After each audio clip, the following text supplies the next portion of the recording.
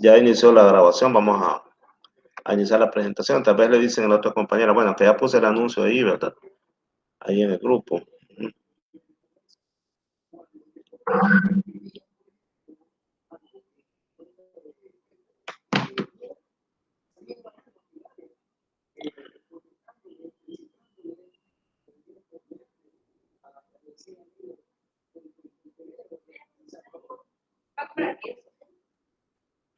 Bueno, entonces,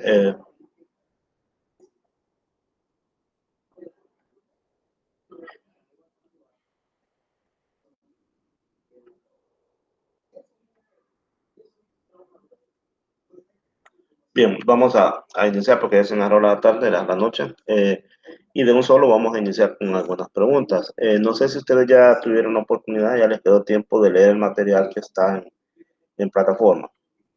Todavía no lo han leído. Unos materiales que están allí, de unos folletos que hay ahí, no los han leído todavía.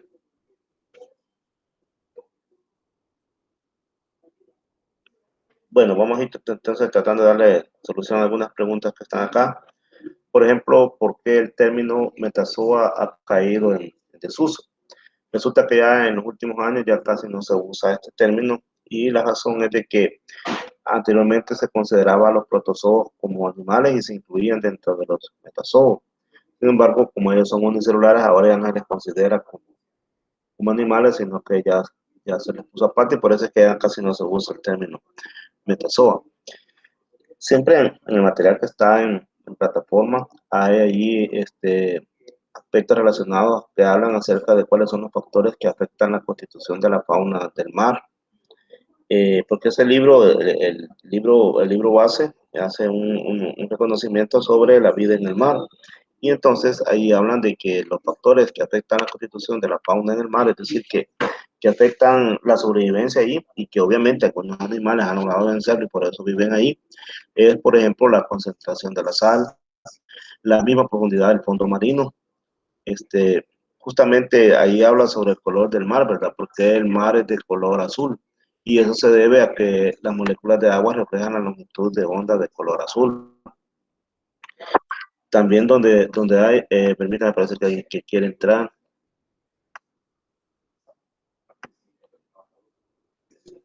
Un segundo.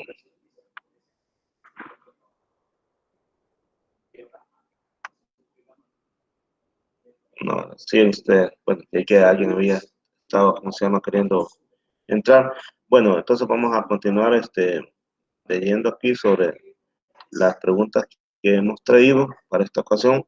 Y les decía que habla en ese documento acerca del color del mar, ¿verdad? Que en una zona es completamente azul y en otras es de un color un poco verde. Cuando es azul es porque ahí hay pocos nutrientes y poco plancton. Y en caso cuando el agua se ve verde, entonces allí sí hay más plancton, más nutrientes. Y ese color verde se debe a que se mezcla el azul del agua con el amarillo del plancton. Entonces cuando usted mezcla azul más amarillo, entonces le da esa coloración verde. Bueno, el hecho es que estamos hablando de cuáles son los factores que afectan la constitución de la fauna en el mar. Y tenemos por una parte la concentración de la sal, las profundidades del fondo en el mar, la falta de nutrientes. Entonces todo eso afecta a la constitución de la fauna en el mar, es decir, hay animales que sobreviven en unas áreas y hay animales que sobreviven en otras áreas y están limitados por ese tipo de factores que les afectan estar vivir en todos los lugares. Hay animales que se especializan en vivir en un solo lugar, pero difícilmente hay una especie que esté en todas partes. Y ya que estamos hablando de plancton, quisiera preguntarles si ustedes han escuchado ese término. ¿Han escuchado ese término plancton? ¿Saben qué es plancton?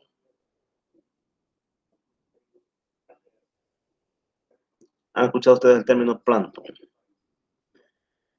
Bien, cuando hablamos de plancton, en realidad son organismos, pero que son bien pequeñitos, son microscópicos.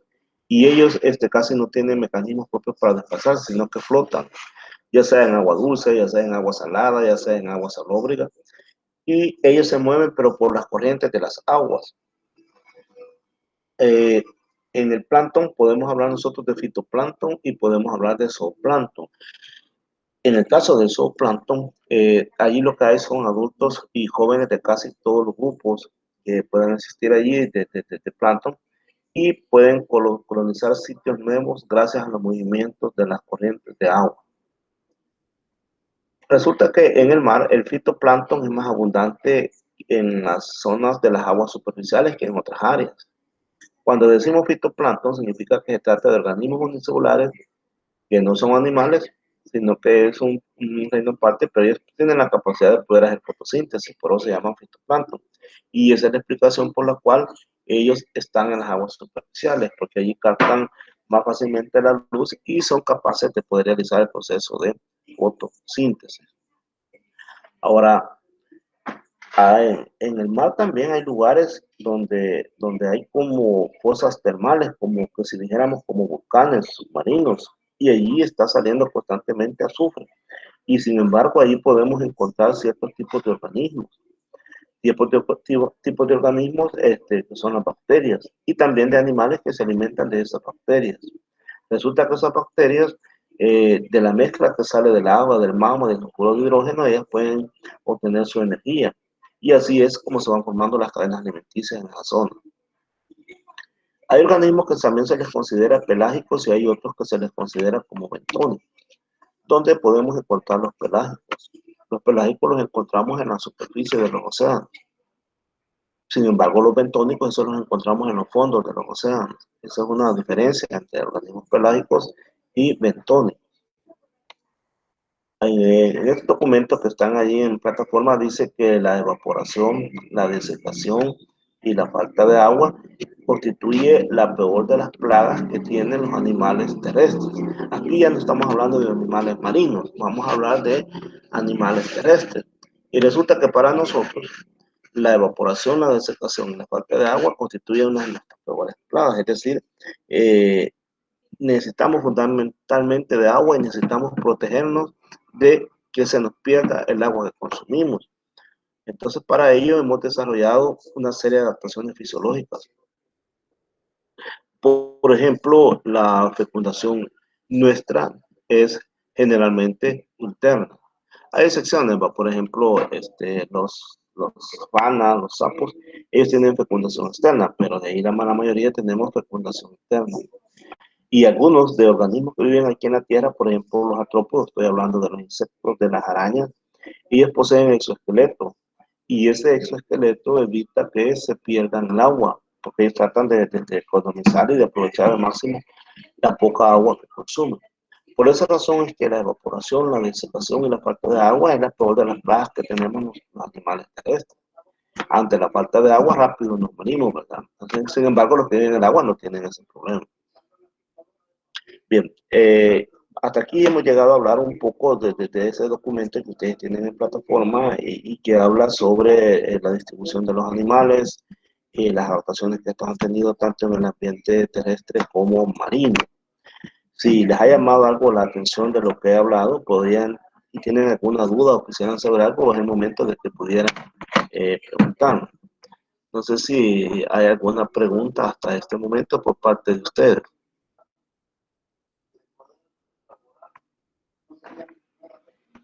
Vamos a ver, me dicen si tienen alguna pregunta por parte de ustedes.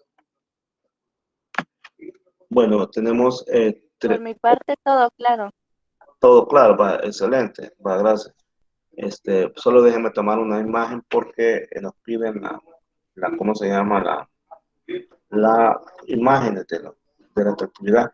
Y miren, yo no sé si será molestia para ustedes, pero fíjense que la vez pasada me pidieron que también me enviaran fotos donde están ustedes en su casa. No la voy a obligar. Si pueden, envíenme una foto donde están conectadas en este momento en la computadora. Nos piden eso, pero si quieren, si no lo voy a obligar por eso, pero si quieren lo pueden hacer. Y por favor, siempre que tengamos tutoría, ya sea de laboratorio, de repaso o las teóricas, siempre nos piden ese tipo de imágenes. No sé por qué, pero nos piden ese tipo de imágenes. Quizás porque el hecho de que a veces los estudiantes quedan ahí conectados, pero se levantan de su asiento y se van y regresan hasta que termina la clase. Entonces quizás lo que quieren es que se garantice que el estudiante ha estado ahí, ¿cómo se llama? En la actividad. Así que si alguno de ustedes lo desea, me pueden enviar imágenes donde están allí trabajando. Hay quienes pueden capturar una imagen con su celular mientras ustedes están en la computadora. Bueno, ustedes lo dirán. Perfecto, entonces vamos a continuar entonces con la actividad.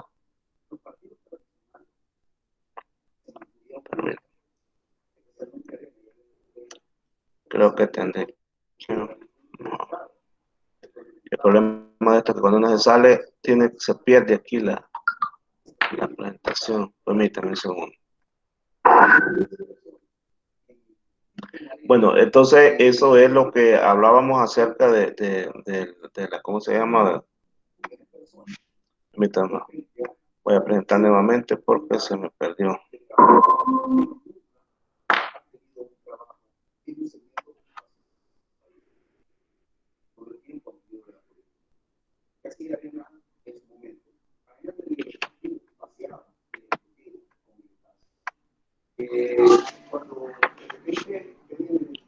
Bien.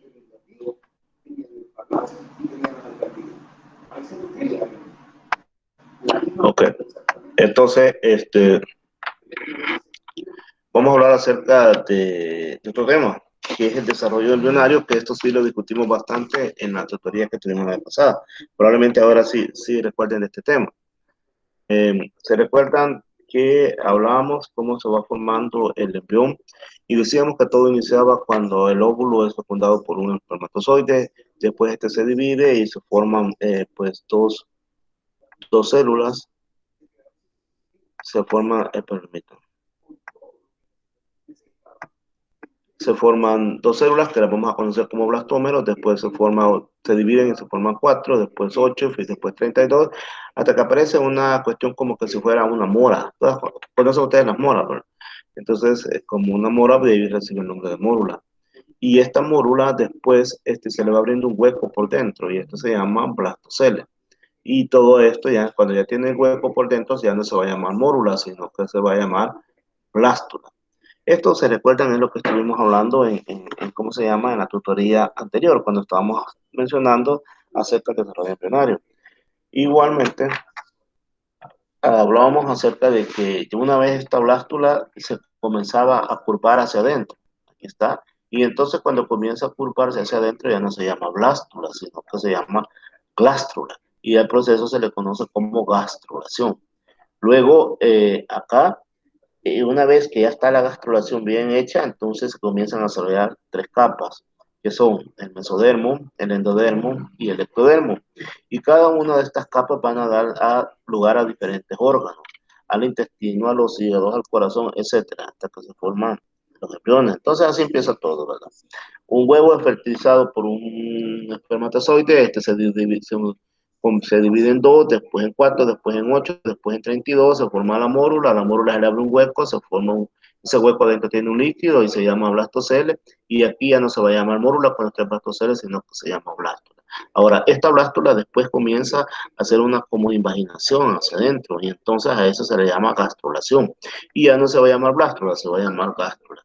Ahora, esta gástrula entonces después va a desarrollar el endodermo, el ectodermo y el mesodermo.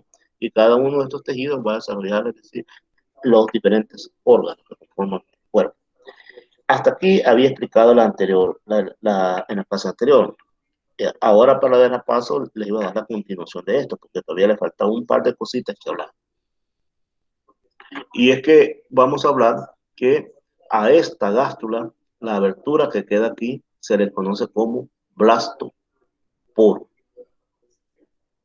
Se le conoce como blastoporo y ya van a ver la importancia que tiene hablar de esto. Vamos a ver. Recordamos, este es el cigoto cuando el óvulo fecundó al cuando el espermatozoide fecundó al óvulo.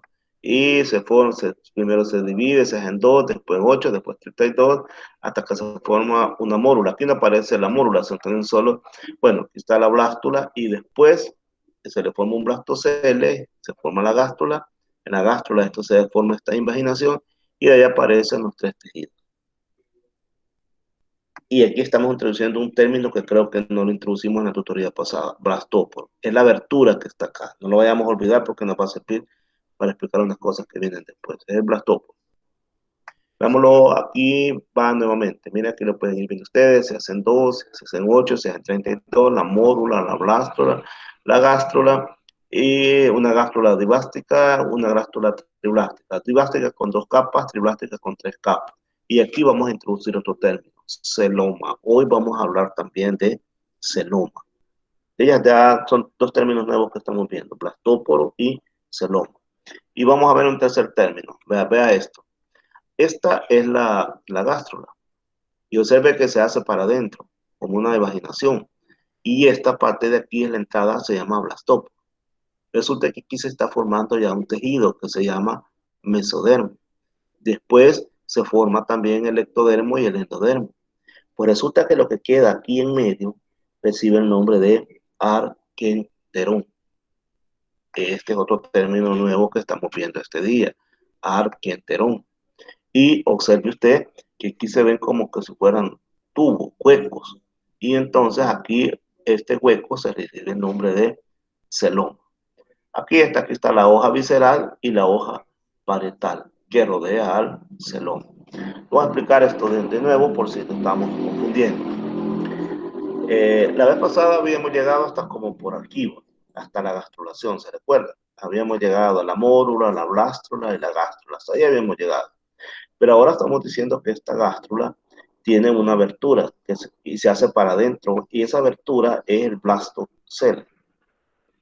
Y entonces también estamos viendo cómo se están formando los tejidos. Y que una vez esos tejidos se conforman definitivamente, queda como un tubo, y en ese tubo obviamente hueco, y entonces eso que las partes huecas recibe el nombre de celoma. Entonces estos son términos nuevos que estamos viendo.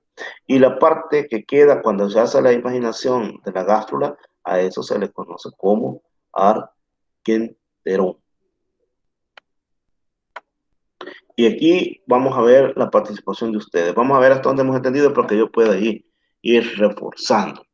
A ver, me dicen ustedes qué está sucediendo acá. No se preocupen si todavía no han entendido algunos detalles. Si me dicen no sabemos, explíquenos, con gusto les explico. Pero por el momento quisiera saber que me digan qué está sucediendo acá. ¿Me dicen por favor qué está sucediendo acá?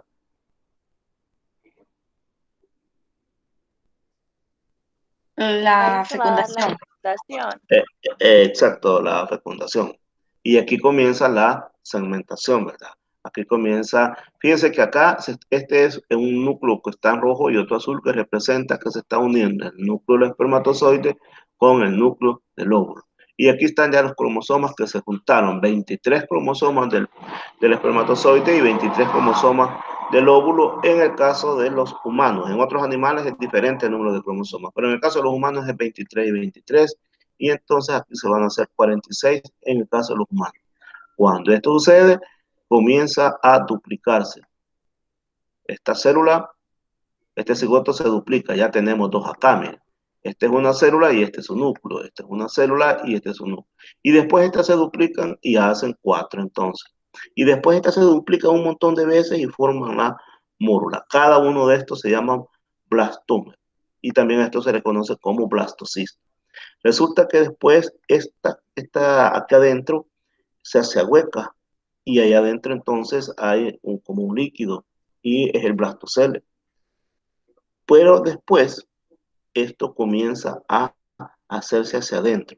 ¿Qué etapa, qué nombre recibe esta etapa? Cuando esto comienza a hacerse esta invaginación, ¿qué nombre recibe esta etapa? ¿Cómo se llama esta etapa?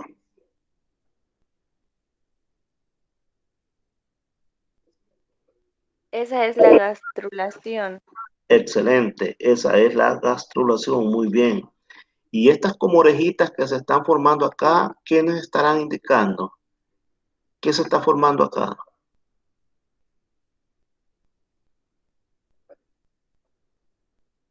Aquí se están formando los tejidos, el ectodermo, el mesodermo y el endodermo. Justamente esta como orejita se llama mesodermo. Esta que está acá se va a llamar ectodermo, y esta azulita va a ser el endodermo. Si usted ve, aquí ya estamos formando tejidos, capas germinales. Nosotros somos lo que somos gracias a estas capas germinales. porque el mesodermo, por ahí, cuando revisen la presentación, ahí van a ver ustedes a qué da origen el mesodermo, a qué da origen el ectodermo, a qué da origen el endodermo. Es decir, estas capas de tejido van a formar todas nuestras vísceras, los intestinos, el hígado, el corazón, el cerebro, etcétera. Pues bien, observe usted que aquí va quedando como un hueco, ¿bien? Y ese hueco después se hace más grande. A este hueco le vamos a dar el nombre de celoma. Este va a ser el celoma. Y la entrada acá, que quedó aquí ya bien definida, se llama blastoporo. Esta entrada que está acá. Entonces, acá también hay otro detalle, que aquí hay una serie de células que aquí no aparecen. Aquí, y este va a ser el arquenterón, este que está acá. Esto, vamos a hablar un poquito del arquenterón, también conocido como gastrocele. Esa es una cavidad que está en el embrión y que ya lo vimos que se forma durante la gastrulación. Y justamente esa cavidad va a ser la que va a dar lugar al tubo digestivo, que se va a abrir a través del gastroporo, que es la entradita que vimos allí. Ya vimos que la gastrulación produce tres capas, el endodermo, el mesodermo y también el ectodermo. Y que todo esto comienza con la invaginación de las células, es decir, las células como si se encogen hacia adentro y dejan una entrada, recuerda, y esa entrada es el blastoporo, no vayamos a olvidar eso. Entonces ahí se forma una cavidad. Cuando las células se vaginan, ahí se forma el arquenterón, que ya lo dijimos que va a originar el tubo digestivo. La abertura que quedó es el blastoporo, y esto puede dar origen al ano o a la boca del animal. Lo vamos a explicar de esta manera. Fíjense que aquí está el blastoporo. En algunos animales, este blastoporo da origen primero a la boca y después al ano. Y en otros da origen primero al ano y después a la boca. De acuerdo a eso, aparecen los organismos deuterostomados y los organismos protostomados. A los deuterostomados también los conocemos como deuterostomos o protostomos. Resulta que en los deuterostomos, la primera abertura del embrión o blastoporo, que la tenemos allí, se convierte en ano. Sin embargo, en los protostomos se convierte en boca. En realidad, protóstomos o protostomos, como usted quiera, los protóstomos quiere decir primero la boca. Deuterostomo significa después la boca. Bien. Hablemos un poco sobre estos protostomados. Ya dijimos que en ellos el blastoporo da origen a la boca. ¿Recuerdan cuál es el blastoporo? Es la entrada que queda cuando está formándose el arquenterón y durante la etapa de la gastrulación. Y en los protostomados, el celoma se origina por la formación de una hendidura en el mesodermo. Estos organismos presentan segmentación determinada. Eso significa que las células tienen una función determinada desde muy temprano. ¿Cuáles son los ejemplos de protostomados? Los artrópodos, las lombrices, los caracoles. Esos son ejemplos de organismos protostomados.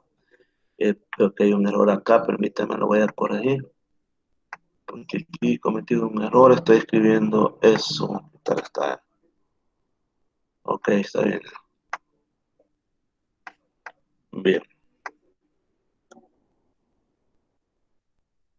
Ahora, los deuterostomados, estos presentan una segmentación indeterminada.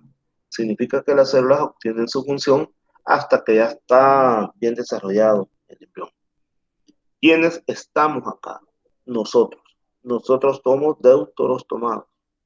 Todos los mamíferos, también los peces, las estrellas de mar, los reptiles, las aves, los anfibios, todos somos deuterostomados. ¿Qué pasa con nosotros? Que cuando se está formando el embrión, en la etapa de la gástrula, cuando se forma el arquenterón y queda esa abertura que se llama blastoporo, ese blastoporo primero da origen al ano y después se forma la boca. Por eso nosotros somos deuterostomados. Y se caracterizan porque se origina del mesodermo, pero forma embolsamiento del arquenterón. Y acá en esta imagen podemos ver el caso de la prostomía y la deuterostomía. Ahí podemos ver, en este caso, el blastóporo o blastoporo, como usted quiera. Este es el celoma que se origina del mesodermo. En el deuterostomado aquí está también. Y aquí es, en este caso, da lugar primero a la boca. Y en este caso da lugar primero a la... Así que ahí vienen los nombres protostomados y deuterostomados. Continuando con el material que ustedes han tenido ahí y que forma parte de la unidad 1, también se habla sobre los patrones básicos de la morfología general de los animales. Algunos animales no tienen una forma bien específica, entonces por lo tanto se dice que su forma es indeterminada. ¿Cuáles son? Las esponjas. Hay otros que sí, que tienen una forma como radial, irradia, y se caracterizan por con sésile, es decir, que no se mueven. Y aquí tenemos nosotros, por ejemplo, a las medusas y a las anémonas.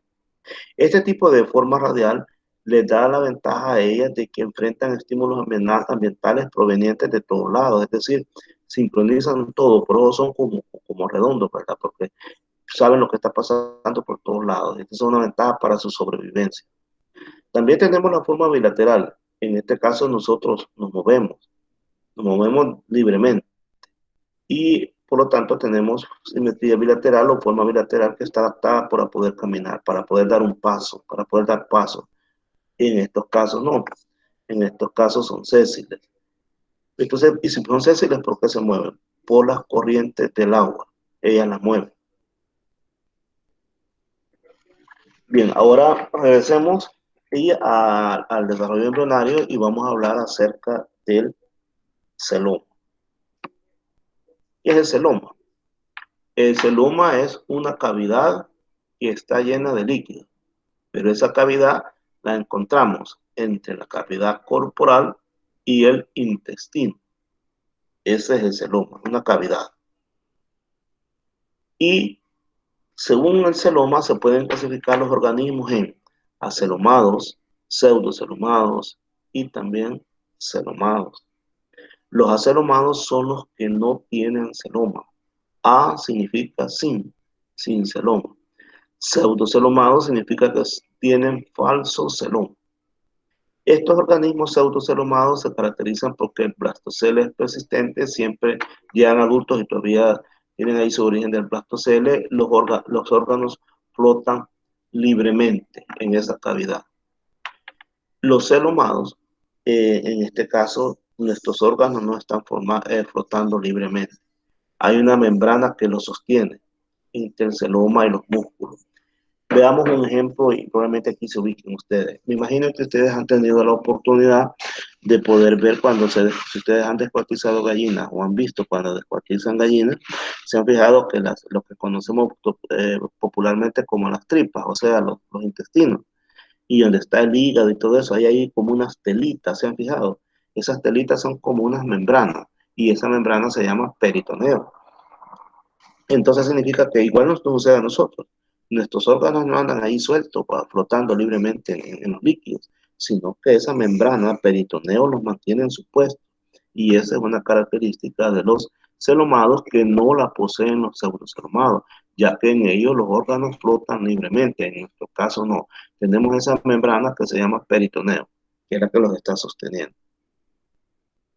El celoma verdadero nace como una cavidad del mesodermo embrionario. Significa que se forma a partir de la capa llamada mesodermo. Y de ahí puede dar origen a organismos protostomados o deuterostomados, que ya vimos cuáles son. Acá estamos viendo una imagen de animales que son con simetría bilateral y los podemos dividir en acelomados, por ejemplo las planarias o los gusanos planos, en pseudocelomados, por ejemplo los nematodos, y en celomados como nosotros, ¿verdad? O las moscas. Entonces, estos somos nosotros, que tenemos un verdadero celoma. Estos son los pseudocelomados, que son los nematodos, y estos son los acelomados que no tienen celoma, por ejemplo, los gusanos planos, ¿cómo se llama? Las planarias, o los platelmintes.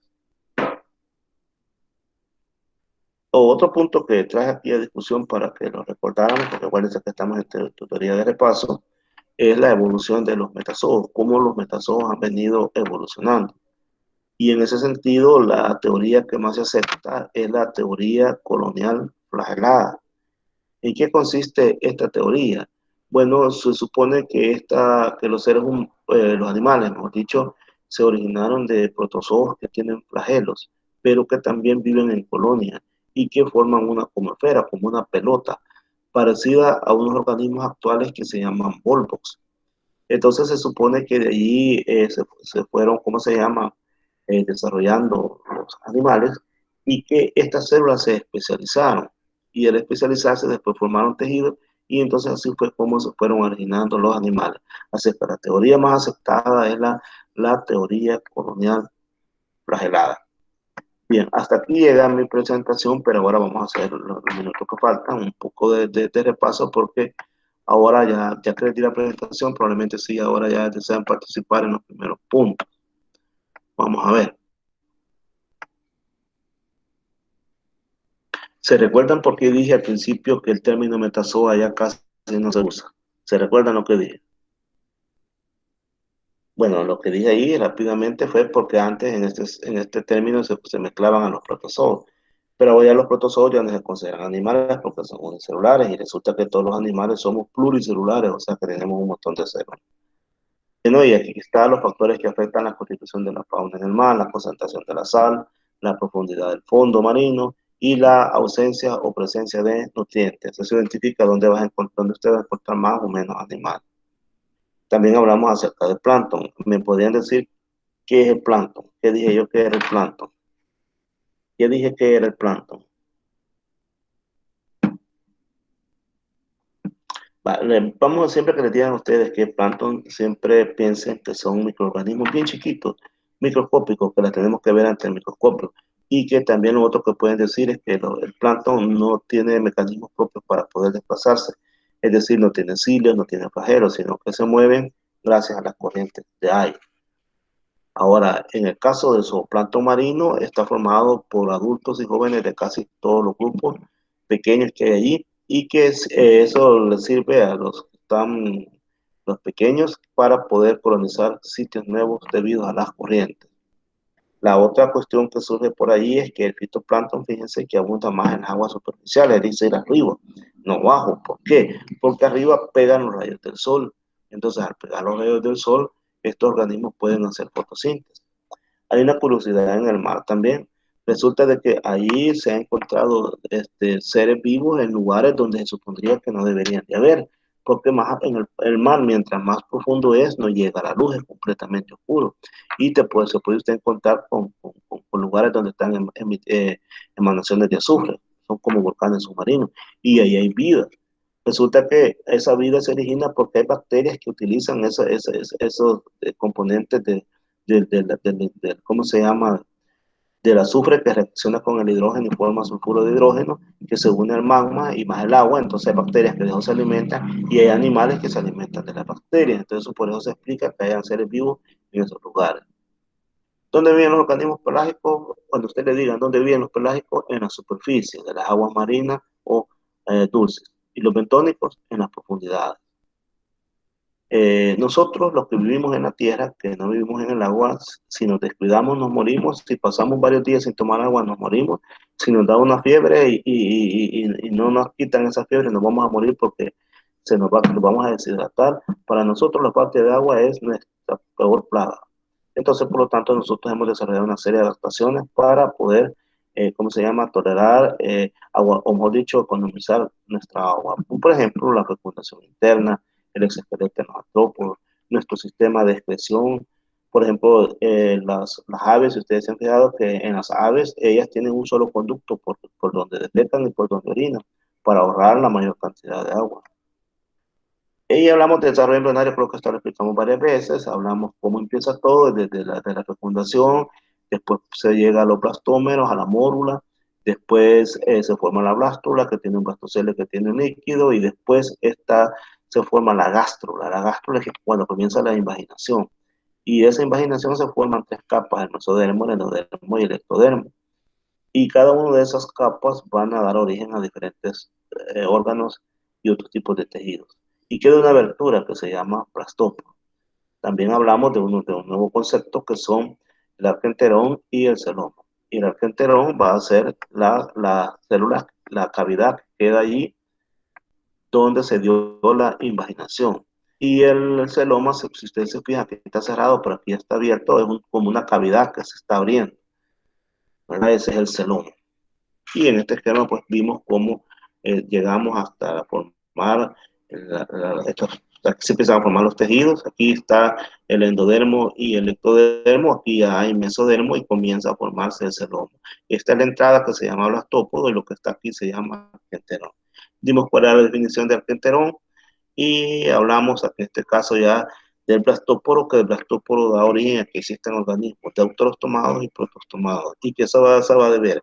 ¿A qué va a dar lugar el blastóporo? Primero, si primero da lugar al ano, entonces es un deuterostomado. Si primero da lugar a la boca, entonces es un protostomado. Y dijimos algunas características de los protostomados. Igualmente mencionamos algunas características de los deuterostomados. También mostramos este esquema donde esto se le conoce como protostomía o deuterostomía, donde primero se forma la boca y en nuestro caso primero se forma el ano.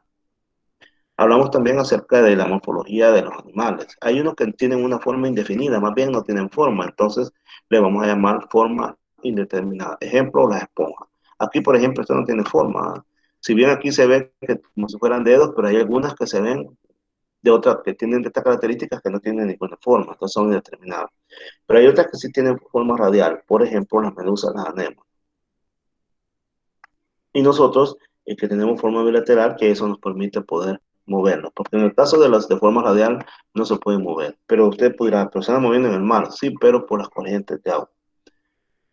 Nosotros de simetría bilateral sí nos podemos mover.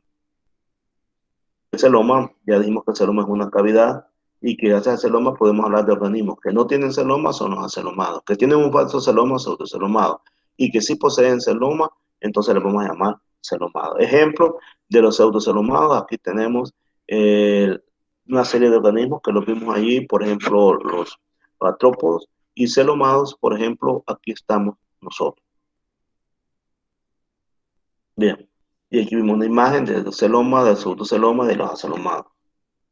También, finalmente, hablamos acerca de los organismos de los animales, cómo se originaron y que la teoría más aceptada es la teoría de la colonial flagelada. ¿Qué significa eso? Que un grupo de organismos flagelados formaron una colonia esférica y luego se especializaron hasta que finalmente dieron origen a los animales, tales como los conocemos a este momento.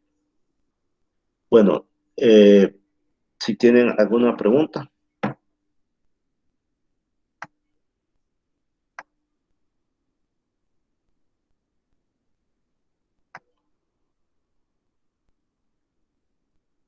Me dicen, por favor, habiendo alguien más, pero no tomar la imagen. Si tienen alguna pregunta, por favor. ¿Alguna pregunta? No, licenciado, ninguna. ¿Les quedó claro ahí?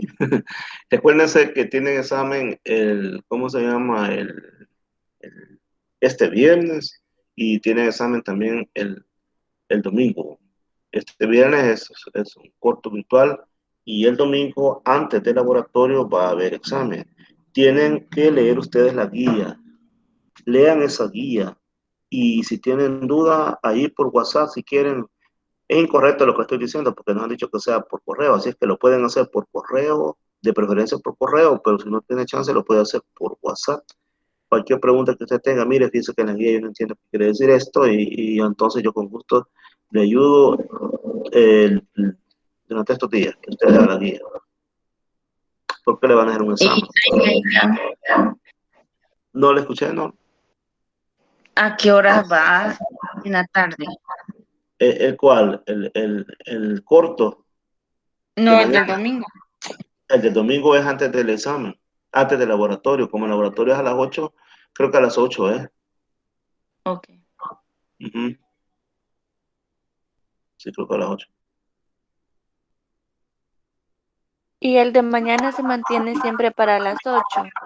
Fíjese que voy a preguntarle a la licenciada porque no quedaron claros ahí, unos dicen sí, otros no, entonces le voy a pedir que me rectifique y hoy mismo, si me contesta hoy mismo, ahí les voy a responder allí en el grupo.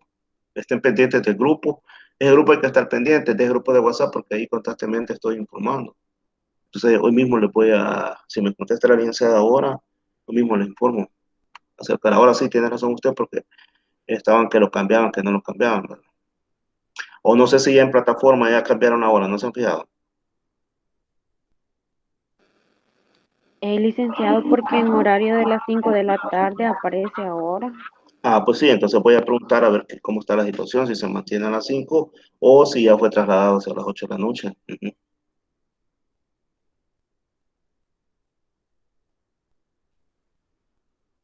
Bueno, chicas, si no hay más preguntas, llegamos hasta aquí. Espero que hayan salido bien en el examen de física y que salgan bien en estos otros exámenes que vienen de zoología. Muchas gracias. Feliz noche.